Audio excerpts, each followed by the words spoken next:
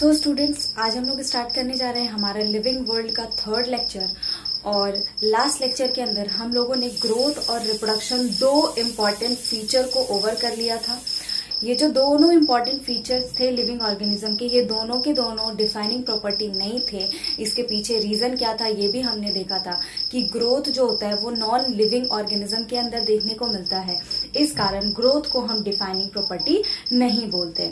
उसी तरह रिप्रोडक्शन में भी हमने देखा कि रिप्रोडक्शन बहुत सारे ऐसे लिविंग ऑर्गेनिज्म हैं जो कि कैपेबल नहीं होते हैं रिप्रोडक्शन के लिए, इसी कारण रिप्रोडक्शन को भी हम डिफाइनिंग प्रॉपर्टी नहीं बोलते हैं। सो आज के लेक्चर में हम नेक्स्ट जो हमारा इंपॉर्टेंट फीचर है that is metabolism, cellular organisation and consistence, इसको डील करेंगे और देखेंगे कि क्या इन तीनों में से भी कोई इंपॉर्टेंट फीचर है या नहीं है लिविंग ऑर्गेनिज्म का। सो आज हम लोग स्टार्ट करते हैं लिविंग ऑर्गेनिज्म का थर्ड इंपॉर्टेंट फीचर जो कि है मेटाबॉलिज्म। तीसरा इंपॉर्टेंट फीचर जो लिविंग ऑर्गेनिज्म का है वो है मेटाबॉलिज्म।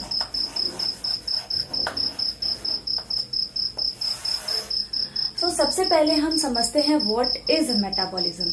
मेटाबॉलिज्म का मतलब होता है सम total of all the chemical reactions occurring inside the body. Body के अंदर यानी लिविंग ऑर्गेनिज्म के अंदर जितने भी केमिकल रिएक्शन हो रहे हैं उन सारे के सारे केमिकल रिएक्शन को एक साथ हम क्या बोलते हैं, मेटाबॉलिज्म बोलते हैं। रिएक्शन कैसा, जैसे हम डाइजेशन प्रोसेस कर रहे हैं तो डाइजेशन प्रोसेस के दौरान जो भी रिएक्शंस हो रहे हैं उन्हें हम क्या बोलेंगे, मेटाबॉलिज्म बोलेंगे। उसी तरह अगर बात करें प्लांट्स का तो प्लांट फोटोसिंथेसिस कर रहा है, ये भी क्या है, एक तरह का रिएक्शन है, केमिकल रिएक्शन है, तो इसे भी हम क्या बोलेंगे, मेटाबॉलिज्म बोलेंगे। So what is a metabolism, यहां पहले हम मेंशन करते हैं it is the sum total of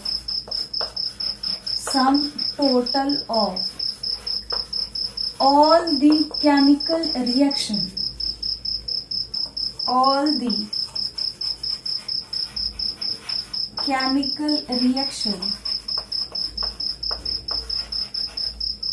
occurring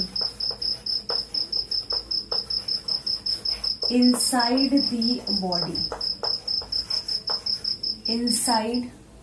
the body, यानी बॉडी के अंदर जितने भी केमिकल रिएक्शंस हो रहे हैं सारे के सारे केमिकल रिएक्शंस को एक साथ हम क्या बोलते हैं, मेटाबॉलिज्म बोलते हैं। यहां हम मेंशन करेंगे together, it is the sum total of all the chemical reaction occurring inside the body together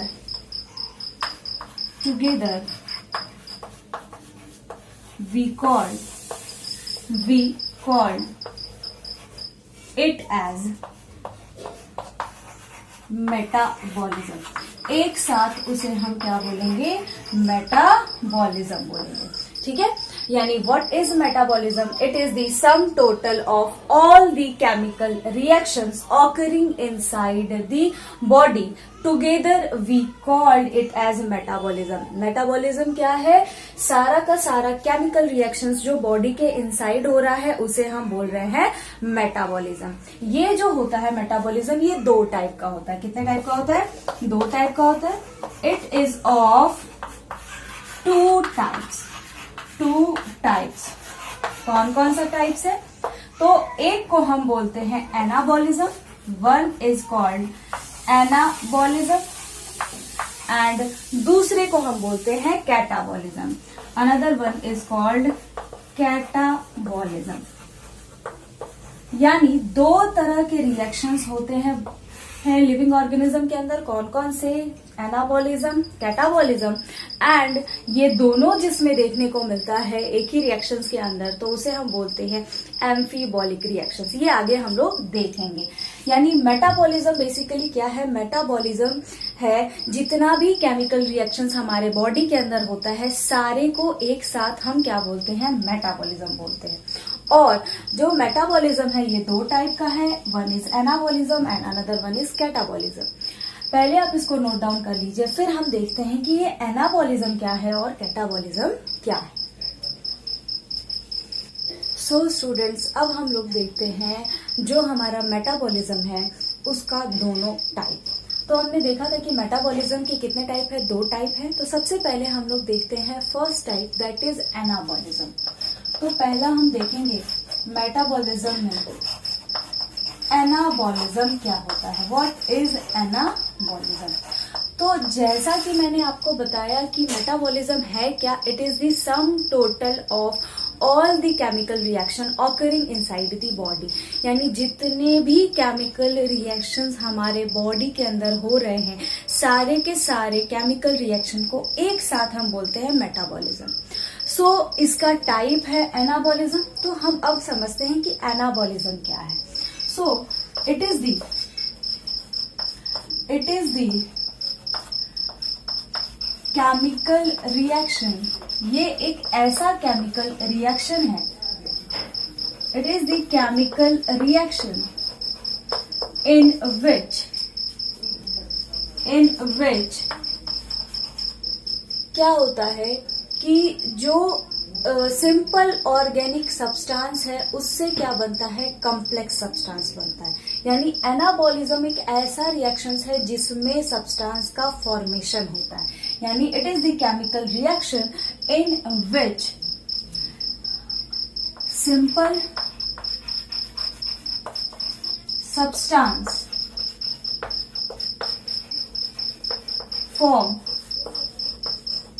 forms complex organic substance। यानी व्हाट इज एनाबॉलिज्म, एनाबॉलिज्म एक ऐसा केमिकल रिएक्शन है जिसमें सिंपल सब्सटेंस से क्या बन रहा है, कॉम्प्लेक्स ऑर्गेनिक सब्सटेंस का फॉर्मेशन हो रहा है। फॉर एग्जाम्पल, जैसे अगर हम बात करें तो हम देखते हैं फोटोसिंथेसिस प्रोसेस। फोटोसिंथेसिस, तो फोटोसिंथेसिस के रिएक्शन की अगर हम बात करें तो इसमें क्या होता है, तो इसमें हम सब जानते हैं जो CO2 है, कार्बन डाइऑक्साइड प्लस वाटर, और ये किसका यूज कर रहे हैं, एनर्जी का यूज करके। एनर्जी इस प्रोसेस में क्या होगा, याद रखिएगा, एनाबॉलिक प्रोसेस में एनर्जी का यूज होगा, और एनर्जी का यूज करके कार्बन डाइऑक्साइड और वाटर क्या बनाते हैं, ग्लूकोज मॉलिक्यूल, प्लस यहाँ पे क्या होता है, ऑक्सीजन इवॉल्व होता है। ठीक है, तो एनाबॉलिक रिएक्शन एक ऐसा रिएक्शन है जिसमें सब्सटेंस का फॉर्मेशन होता है, सिंपल सब्सटेंस से कॉम्प्लेक्स सब्सटेंस का फॉर्मेशन होता है। वैसे कोई भी रिएक्शन जिसमें सब्सटेंस का क्या हो रहा होगा, फॉर्मेशन हो रहा होगा, वैसे रिएक्शन को हम बोलेंगे एनाबॉलिज्म। ठीक है, और यहाँ एक इम्पॉर्टेंट पॉइंट और हम लिखेंगे कि एनाबॉलिक रिएक्शन में यानी एनाबॉलिज्म में हमेशा एनर्जी का यूज होता है। तो यहाँ हम क्या लिखेंगे, energy is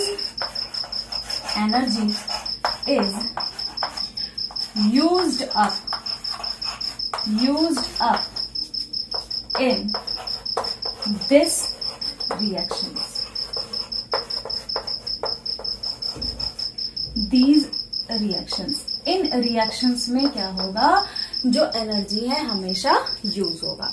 so metabolism is sum total of all the chemical reactions. तो उसके 2 type, one is anabolism and another one is catabolism.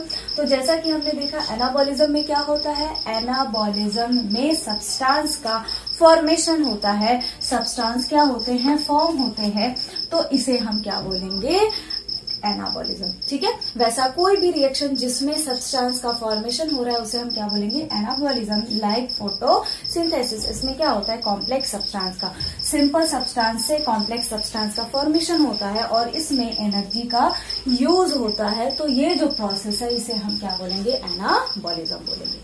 आप इसको नोट डाउन कर लीजिए। फिर हम देखते हैं मेटाबॉलिज्म का दूसरा type, that is catabolism. So students, अब हम लोग देखेंगे मेटाबॉलिज्म का दूसरा टाइप, दैट इज कैटाबॉलिज्म। दूसरा हम क्या देखेंगे, कैटाबॉलिज्म। जैसा कि हमने देखा एनाबॉलिज्म क्या था, एनाबॉलिज्म का मतलब था formation of complex organic substance from simple substance. Simple substance से कॉम्प्लेक्स ऑर्गेनिक सब्सटेंस का फॉर्मेशन क्या कहलाता है? एनाबॉलिज्म कहलाता है। तो कैटाबॉलिज्म क्या होगा? Catabolism is the breakdown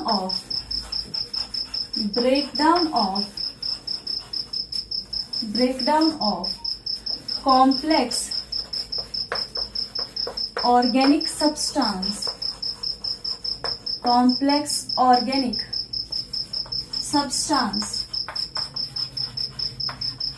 into simple substance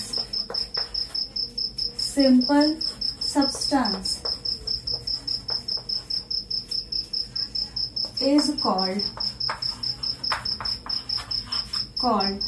catabolism या कैटाबॉलिक रिएक्शन। यानी किसी भी कॉम्प्लेक्स ऑर्गेनिक सब्सटेंस को अगर तोड़ा जा रहा है, ब्रेक किया जा रहा है सिंपल सब्सटेंस में, तो ऐसा कोई भी रिएक्शन क्या कहलाएगा? कैटाबॉलिज्म कहलाएगा। जैसे कि एनाबॉलिज्म में हमने देखा फोटोसिंथेसिस में क्या होता था? कॉम्प्लेक्स सब्सटेंस का फॉर्मेशन हो रहा था सिंपल सब्सटेंस से। यहाँ ठीक उल्टा हो रहा है, कॉम्प्लेक्स सब्सटेंस का क्या होगा? ब्रेक डाउन होगा। तो यहाँ इसके लिए बेस्ट एग्जाम्पल क्या होगा? Example is respiration. क्या हो रहा है रेस्पिरेशन में? जैसा कि हम लोग जानते हैं रेस्पिरेशन के केस में क्या होता है, जो कॉम्प्लेक्स सब्सटेंस है, यानी जैसे ग्लूकोज C6H12O6 प्लस 6O2, ये ऑक्सीजन के प्रेजेंस में क्या करता है? टूटता है, और टूटता है ग्लूकोज तो क्या फॉर्म करता है? 6CO2 प्लस H2O प्लस यहाँ पे एनर्जी क्या होगा? रिलीज होगा। ठीक है, यहाँ इस केस में हम क्या देख रहे हैं कि एनर्जी जो है वो क्या हो रहा है? वो रिलीज हो रहा है। तो हम यहाँ मेंशन करेंगे कि energy is released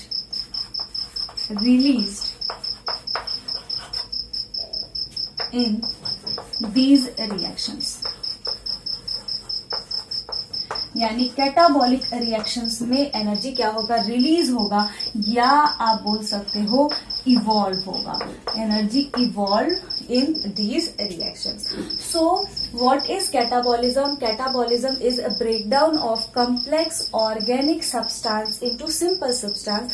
complex organic substance अगर सिंपल सब्सटेंस में ब्रेक हो रहे हैं तो इस रिएक्शंस को हम क्या बोलेंगे? कैटाबॉलिज्म बोलेंगे। ठीक है, जैसा कि आप यहाँ देख रहे हैं ग्लूकोज क्या हो रहा है? Simple substance, carbon dioxide, water, इन सब में ब्रेकडाउन हो रहा है ग्लूकोज का। सो कैटाबॉलिज्म क्या है? Breakdown of complex organic substance into simple substance. आप इसको नोट डाउन कर लीजिए, फिर हम आगे देखते हैं और भी मेटाबॉलिज्म के बारे में और भी रिएक्शंस के बारे में। सो स्टूडेंट्स, जैसा कि हमने देखा कि मेटाबॉलिज्म क्या होता है? सम total of all the chemical reactions occurring inside the body. Body के अंदर जितने भी केमिकल रिएक्शंस हो रहे हैं उन सारे रिएक्शंस को हम क्या बोलते हैं?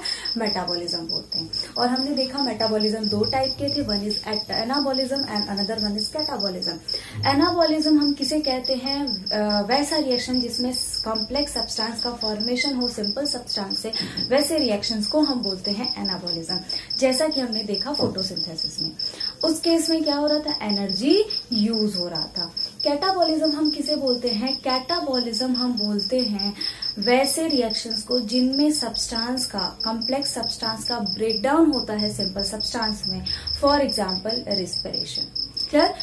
अब जो नेक्स्ट इंपॉर्टेंट पॉइंट मेटाबॉलिज्म में हमें देखना है वो ये कि in some reactions anabolism and catabolism goes together. यानी कुछ रिएक्शंस में एनाबॉलिज्म भी होता है और कैटाबॉलिज्म भी होता है, और उस रिएक्शन को हम क्या बोलते हैं? एम्फीबॉलिक रिएक्शंस, ठीक है ना। एम्फीबॉलिक रिएक्शन मतलब वैसा रिएक्शन जिसमें कैटाबॉलिज्म भी हो रहा हो और एनाबॉलिज्म भी हो रहा हो, तो वैसे रिएक्शंस को हम बोलते हैं एम्फीबॉलिक रिएक्शन। एम्फी मतलब क्या होता है, दो, तो दोनों रिएक्शंस यानी कैटाबॉलिज्म और एनाबॉलिज्म दोनों ही रिएक्शन जिसमें होंगे उन्हें हम बोलेंगे एम्फीबॉलिक रिएक्शंस। तो जैसा कि हम यहाँ देख रहे हैं, anabolism plus catabolism is equal to amphibolism. ना ये रिएक्शंस आपको किस में देखने को मिलेगा, तो जब हम पढ़ेंगे रिस्पिरेटरी पाथवे यानी रिस्पिरेशन का पूरा पाथवे पढ़ेंगे प्लांट्स का, एनिमल्स का, तो वहां हम देखेंगे, वहां हमें मिलेगा ग्लाइकोलाइसिस एंड क्रेब साइकिल। तो ग्लाइकोलाइसिस और जो क्रेब साइकिल है रिस्पिरेटरी पाथवे का, यहाँ कैसा रिएक्शंस होता है, एम्फीबॉलिक रिएक्शन होता है, ठीक है ना। यानी कैटाबॉलिज्म और एनाबॉलिज्म दोनों ही हमें देखने को मिलता है ना। जो मेटाबॉलिज्म है, मेटाबॉलिज्म इंपॉर्टेंट फीचर है, बिल्कुल सही बात है, इंपॉर्टेंट फीचर है लिविंग ऑर्गेनिज्म का, क्योंकि लिविंग ऑर्गेनिज्म अगर कहीं ना कहीं सरवाइव कर रहे हैं तो वो रिएक्शंस के कारण ही, हमारे बॉडी में जो रिएक्शंस होते हैं उसी के कारण ही हम को एनर्जी मिलता है और हम कोई काम कर पाते हैं and everything. So important feature है लिविंग ऑर्गेनिज्म का, and it is also the defining feature of living organism, very very important। तो पहला हमने ऐसा important feature देखा है जो कि कैसा है, जो कि defining feature है, यानी ये जो रिएक्शन है ये सारे लिविंग ऑर्गेनिज्म में मिलता है और किसी भी नॉन लिविंग में नहीं मिलता है। दैट्स वाई हम क्या बोल रहे हैं कि मेटाबॉलिज्म क्या है, डिफाइनिंग फीचर है लिविंग ऑर्गेनिज्म का। यानी ये जो रिएक्शन है मेटाबॉलिज्म जो होता है ये किसी भी नॉन लिविंग में नहीं होता है और सारे लिविंग ऑर्गेनिज्म के अंदर विदाउट एनी एक्सेप्शन सारे लिविंग ऑर्गेनिज्म के अंदर होता है। इसीलिए मेटाबॉलिज्म को हम डिफाइनिंग फीचर बोलते हैं। यहाँ रीजन भी लिखा गया है, रीजन क्या है, because metabolism is not found in non living objects. Non living objects के अंदर मेटाबॉलिज्म देखने को नहीं मिलता है। एनसीईआरटी के अंदर एक लाइन है कि मेटाबॉलिज्म को सेल फ्री सिस्टम में भी कराया जा सकता है। कहने का मतलब मेटाबॉलिक रिएक्शंस हम आउटसाइड द बॉडी कर सकते हैं, जैसा कि टेस्ट ट्यूब वगैरह में किया जाता है, ठीक है ना। तो वो जो रिएक्शन है श्योरली वो लिविंग ऑब्जेक्ट तो नहीं है, लेकिन वो जो रिएक्शन है वो कैसा रिएक्शन है, लिविंग रिएक्शन है। इसलिए उस स्टेटमेंट में कंफ्यूज नहीं होना है, ठीक है ना। वो रिएक्शन कैसा रिएक्शन है, लिविंग रिएक्शन है। और मेटाबॉलिज्म जो है ये क्या है, डिफाइनिंग फीचर है। क्यों, क्योंकि किसी भी नॉन लिविंग ऑब्जेक्ट्स में मेटाबॉलिज्म नहीं होता है और सारे लिविंग ऑर्गेनिज्म के अंदर मेटाबॉलिज्म होता है। तो डिफाइनिंग प्रॉपर्टी होने के लिए ये क्राइटेरिया ही होना चाहिए कि सारे लिविंग ऑर्गेनिज्म में वो प्रॉपर्टी हो और किसी भी नॉन लिविंग में ना हो, तो ही उसे हम डिफाइनिंग प्रॉपर्टी बोलेंगे। सो हमारा पहला डिफाइनिंग प्रॉपर्टी क्या है, मेटाबॉलिज्म है। समझ में आ गई बात, ठीक है ना। सो हम लोगों ने 3 इंपॉर्टेंट फीचर देख लिया। पहला हमारा इंपॉर्टेंट फीचर था ग्रोथ, जो कि इंपॉर्टेंट फीचर था बट डिफाइनिंग फीचर नहीं था। दूसरा हमने देखा रिप्रोडक्शन, जो कि इंपॉर्टेंट फीचर था बट डिफाइनिंग फीचर वो भी नहीं था। और तीसरा हमने देखा मेटाबॉलिज्म, जो कि इंपॉर्टेंट फीचर भी है और डिफाइनिंग फीचर भी है। क्यों, क्योंकि ये किसी भी नॉन लिविंग में नहीं हो रहा है और सारे लिविंग ऑर्गेनिज्म के अंदर मेटाबॉलिज्म हमें देखने को मिलता है। सो आप इसको नोट डाउन कर लीजिए। फिर हम देखते हैं next important feature of living organism और देखेंगे कि क्या वो इंपॉर्टेंट फीचर डिफाइनिंग प्रॉपर्टी है या नहीं। You please note it down. So students, अब हम लोग देखते हैं कि कॉन्शसनेस क्या होता है। जैसा कि मैंने आपको बताया था कि there are 5 important feature of living organism, जिसमें हमने देखा था growth, second one is reproduction, third one is metabolism and fourth one is consciousness। तो consciousness का मतलब क्या होता है, तो it is the ability to respond to stimuli। Stimulus के अगेंस्ट रिस्पॉन्ड प्रोड्यूस करने की जो स्पेशल एबिलिटी होती है, इसे ही हम क्या बोलते हैं, इसे ही हम बोलते हैं कॉन्शियसनेस, जो कि हमें देखने को मिलता है लिविंग ऑर्गेनिज्म के अंदर ही। जैसा कि चाहे कोई भी लिविंग ऑर्गेनिज्म हो, प्लांट्स हो, एनिमल हो, इंसेक्ट्स हो, सब किसी न किसी स्टिमुलस के अगेंस्ट रिस्पॉन्स प्रोड्यूस करते ही करते हैं। जैसा कि मैंने आपको पहले भी एक एग्जांपल दिया था मैंने आपको बताया था कि अगर आपके सामने गर्म ऑब्जेक्ट है, उस पर गलती से आपका हाथ अगर लग जाए तो आप क्या करते हो, तुरंत हाथ हटा लेते हो। तो दैट इज दी रिस्पॉन्स जो आप वो हॉट बर्तन के अगेंस्ट प्रोड्यूस कर रहे हो। क्लियर? सो यही क्या कहलाता है, यही कहलाता है कॉन्सियसनेस, यानी किसी भी स्टिमुलस के अगेंस्ट रिस्पॉन्स प्रोड्यूस करना ही क्या कहलाता है, कॉन्सियसनेस कहलाता है। ठीक है, ये एक तरह का क्या है, सेंसिटिविटी है, जैसा कि मैंने अभी आपको एग्जांपल से समझाया। इसे और हम क्या बोलते हैं, सेंसिटिविटी, जो कि सारे लिविंग ऑर्गेनिज्म के अंदर देखने को मिलता है। It is the most obvious and most technically complicated process. ये बहुत ही ऑब्वियस प्रोसेस है, इन जनरल प्रोसेस है, आपको सब में देखने को मिलता है, चाहे वो यूनिसेलुलर ऑर्गेनिज्म हो या मल्टी सेलुलर ऑर्गेनिज्म हो। बट ये क्या है, कॉम्प्लिकेटेड प्रोसेस है, यानी ये जितने भी रिस्पॉन्स आ रहे हैं, ये रिस्पॉन्स एक कॉम्प्लिकेटेड प्रोसेस से गुजरने के बाद ही हम प्रोड्यूस करते हैं।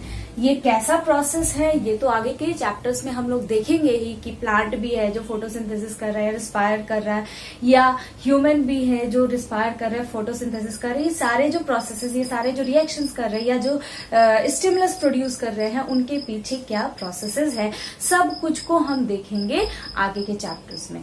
सो हमें यहाँ ये समझना है कि जो कॉन्सियसनेस है, इसका मतलब यही होता है स्टिमुलस के अगेंस्ट रिस्पॉन्स प्रोड्यूस करना। और ये जो है प्रेजेंट होता है सारे लिविंग ऑर्गेनिज्म में, all living organism, and whether ये यूनिसेलुलर हो या मल्टी सेलुलर हो, सारे ऑर्गेनिज्म के अंदर हमें क्या देखने को मिलेगा, हमें कॉन्सियसनेस देखने को मिलेगा। ना नेक्स्ट इंपॉर्टेंट पॉइंट इज कि consciousness is an important as well as defining feature of all living organism. जैसा कि हमने आपको बताया कि हमारा पहला डिफाइनिंग फीचर जो अभी तक हमने देखा, दैट इज मेटाबॉलिज्म। दूसरा डिफाइनिंग फीचर क्या आ रहा है, कॉन्सियसनेस। यानी लिविंग ऑर्गेनिज्म के दो डिफाइनिंग फीचर अभी तक हमें मिले हैं। पहला मेटाबॉलिज्म, जिसके कारण हम ये बता सकते हैं कि लिविंग ऑर्गेनिज्म में ही मेटाबॉलिज्म होता है, किसी भी नॉन लिविंग में नहीं होता, और सारे लिविंग ऑर्गेनिज्म में होता है। उसी तरह कॉन्सियसनेस हमारा दूसरा डिफाइनिंग प्रॉपर्टी है, जिससे हम ये बता सकते हैं कि कॉन्सियसनेस भी सारे लिविंग ऑर्गेनिज्म में होता है और किसी भी नॉन लिविंग ऑर्गेनिज्म में नहीं होता है। सो ये क्यों है, डिफाइनिंग फीचर क्यों है, रीजन क्या दिखा है, because it is not found in non living object. ये नॉन लिविंग ऑब्जेक्ट्स में नहीं मिलता है, इस कारण से इसे हम क्या बोल रहे हैं, डिफाइनिंग फीचर बोल रहे हैं। सो स्टूडेंट्स, हमने दो डिफाइनिंग फीचर अभी तक देख लिया। पहला हमारा डिफाइनिंग फीचर था मेटाबॉलिज्म एंड दूसरा डिफाइनिंग फीचर है कॉन्सियसनेस। सो एक और चीज इसमें हमको याद रखना है कि ह्यूमंस के अंदर एक स्पेशल पावर होता है, जिससे क्या सही है क्या गलत है ये ह्यूमंस ही बता सकते हैं। एनिमल्स के पास वो पावर नहीं होता है, या किसी अदर लिविंग ऑर्गेनिज्म के पास वो पावर नहीं होता है, जिसे हम बोलते हैं सेल्फ कॉन्सियसनेस। यानी क्या करना सही है क्या करना गलत है, ये सिर्फ और सिर्फ ह्यूमन ही पता कर सकता है, और उस प्रॉपर्टी को हम बोलते हैं सेल्फ कॉन्सियसनेस। यानी ह्यूमंस के अंदर ही कौन सा पावर है, सेल्फ कॉन्सियसनेस का पावर है। क्लियर बात? ठीक है, तो कॉन्सियसनेस को आप नोट डाउन कर लीजिए, और हम समझ चुके हैं कि जो कॉन्सियसनेस है ये भी क्या है, हमारा डिफाइनिंग फीचर है living organism. Clear? So you please note it down. So students, अब हम लोग देखते हैं इंपॉर्टेंट फीचर में पांचवा feature, that is cellular organisation. So fifth feature, important feature जो लिविंग ऑर्गेनिज्म का हमने देखा था, that is cellular organisation. Cellular organisation का मतलब क्या होता है, यानी जो हमें सेल का ऑर्गेनाइजेशन देखने को मिलता है। यानी हम जैसे बोलते हैं unicellular organism, multi cellular organism. Unicellular organism के केस में देखा हमने ग्रोथ क्या होता है, मल्टी सेलुलर ऑर्गेनिज्म के केस में देखा हमने ग्रोथ क्या होता है। रिप्रोडक्शन क्या यूनिसेलुलर ऑर्गेनिज्म में ग्रोथ ही कहलाता है, या मल्टी सेलुलर ऑर्गेनिज्म में क्या वो अलग अलग है। तो ये सारा डिस्कस हम कब करते हैं, जब हम देखते हैं कि सेल जो है इसका ऑर्गेनाइजेशन हमें धीरे धीरे देखने को मिलता है। जैसे जैसे हम लोअर ऑर्गेनिज्म से हायर ऑर्गेनिज्म में बढ़ते हैं, जो सेल का ऑर्गेनाइजेशन है वो बढ़ते जाता है। ठीक है ना। तो इसी को हम क्या बोलते हैं, सेलुलर ऑर्गेनाइजेशन। मतलब जैसे हम जानते हैं जो सेल है, सेल क्या फॉर्म करता है, cell combines to form tissue, tissue combines to form organ, organ combines to form organ system and then organism.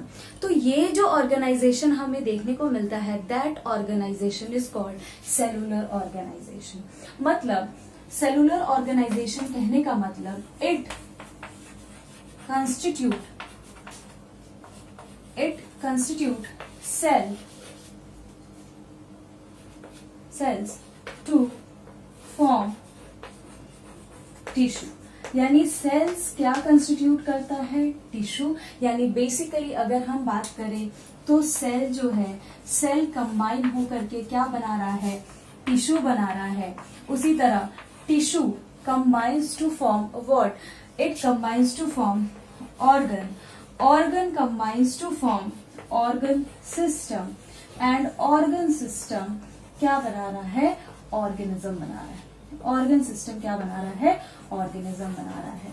तो यही जो हम देख रहे हैं, इसे ही हम क्या बोल रहे हैं, इसे ही हम बोल रहे हैं सेलुलर ऑर्गेनाइजेशन। यानी सेल है, सेल क्या फॉर्म कर रहा है, टिश्यू फॉर्म कर रहा है, टिश्यू क्या फॉर्म कर रहा है, ऑर्गन, ऑर्गन क्या फॉर्म कर रहे हैं, organ system, and organ system क्या बना रहा है, ऑर्गेनिज्म बना रहा है।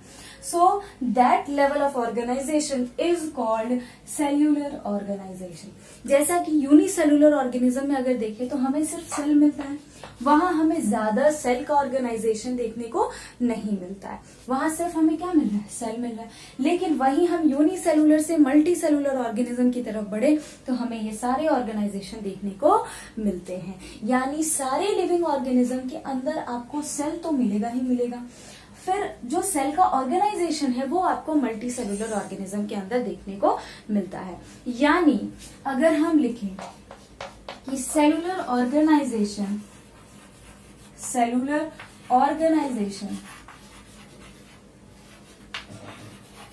is an important as well as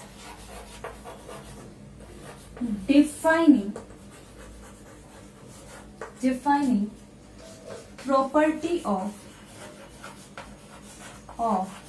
living organism. यानी लिविंग ऑर्गेनिज्म का जो सेलुलर ऑर्गेनाइजेशन है, ये क्या है, डिफाइनिंग प्रॉपर्टी है।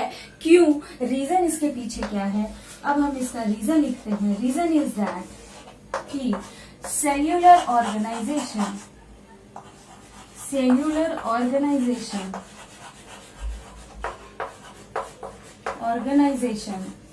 is not present in any non-living object। किसी भी नॉन लिविंग ऑब्जेक्ट्स में हमें सेल्यूलर ऑर्गेनाइजेशन देखने को नहीं मिलता है।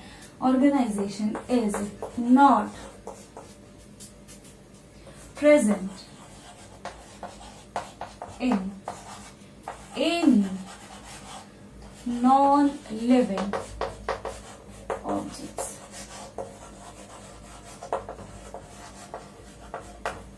क्लियर बात, ठीक है ना।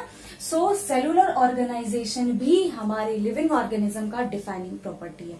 सो आज हम लोगों ने हमारे सारे इंपॉर्टेंट फीचर्स जो थे लिविंग ऑर्गेनिज्म के सबको डिस्कस कर लिया और हमें पता चल गया है कि लिविंग ऑर्गेनिज्म का डिफाइनिंग फीचर क्या क्या है। तो पहला मेटाबॉलिज्म, दूसरा consciousness and third one is cellular organisation. ये सारे के सारे, ये तीनों के तीनों जो है क्या है, डिफाइनिंग प्रॉपर्टी है, और ग्रोथ और रिप्रोडक्शन डिफाइनिंग प्रॉपर्टी नहीं है। सो आज के लेक्चर के लिए इतना ही। नेक्स्ट लेक्चर में हम लोग स्टार्ट करेंगे बायोडाइवर्सिटी और देखेंगे कि हमारे जितने भी हमारे अर्थ पे कितने तरह के स्पीसीज प्रेजेंट हैं और क्या सारे स्पीसीज के बारे में हम जानते हैं या नहीं जानते हैं। तो नेक्स्ट लेक्चर के अंदर हम ये डिस्कस करेंगे। सो आज के लिए इतना ही, आप इसको नोट डाउन कर लीजिए, फिर हम लोग मिलते हैं नेक्स्ट लेक्चर में। Thank you.